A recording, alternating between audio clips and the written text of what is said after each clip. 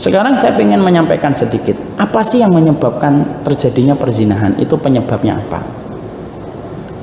Para ulama ternyata memberikan beberapa informasi untuk kita ketahui kenapa orang itu sampai melakukan perzinahan.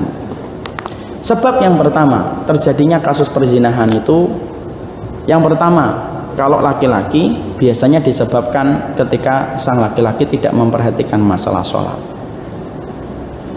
Kalau laki-laki sudah tidak memperhatikan sholat, pertama kali yang akan Allah itu berikan kepadanya itu apa? Pasti dia akan mengikuti syahwat. Itulah yang Allah sampaikan di dalam surat Maryam. Adha'us sholata wattaba'us syahwat. Kalau kamu dapati ada satu generasi adha'us sholata, sudah meremehkan sholat, wattaba'us syahwat, pasti pertama kali setelah dia meremehkan sholat itu apa? Ngikutin syahwat.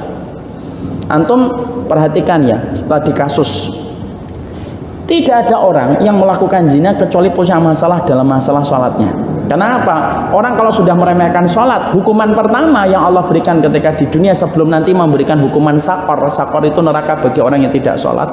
Hukuman pertama bagi orang yang meremehkan sholat itu apa? Wattaba'us syahwat, pasti ngikutin syahwat. Pasti ngikutin syahwat. Makanya kenapa anak kita kalau 10 tahun dia tidak puasa, nggak disuruh mukul. Kenapa anak kita kalau 10 tahun dia tidak mau umroh, tidak disuruh mukul. Kita ajak haji tidak mau, tidak disuruh mukul. Tapi kenapa kalau anak kita 10 tahun dia tidak sholat, kemudian kita disuruh mukul? Karena sesungguhnya kalau dia berantakan sholatnya dari kecil, akan berantakan dia ketika mengasor syahwatnya. Makanya disuruh mukul. Kalau anakmu sudah disiplin sholat ketika waktu kecil, Allah yang mengatur bagaimana syahwatnya ketika dia sudah benar masalah sholatnya.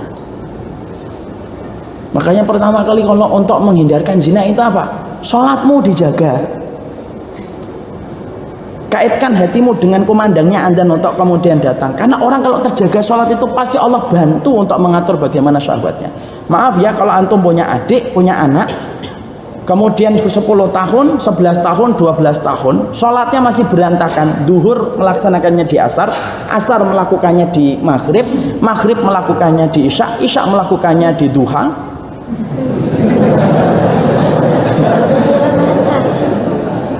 Maka dicek itu handphonenya, riwayatnya buka apa saja itu. Buka itu kemudian browsingnya itu, riwayat browsingnya kemana saja itu. Kenapa? Karena kalau sudah tidak sholat, Allah itu mengatakan adha'us sholat. Orang kalau sudah ngeremehin sholat, wattaba'us syahwat, pasti ngeremehin, pasti akan ngikutin syahwat. Pasti akan ngikutin syahwat.